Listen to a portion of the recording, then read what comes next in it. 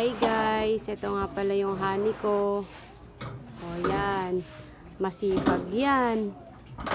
Maganda yan eh. Diba? Mabait yan. Sampay ka kaya? Hindi selosa yan.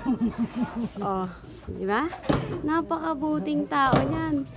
Magandang impluwensya yan. Diba ni? Ano yan eh, napakalambing yan eh. Sige na, tapusin mo muna yung ano mo. Sinasampay mo.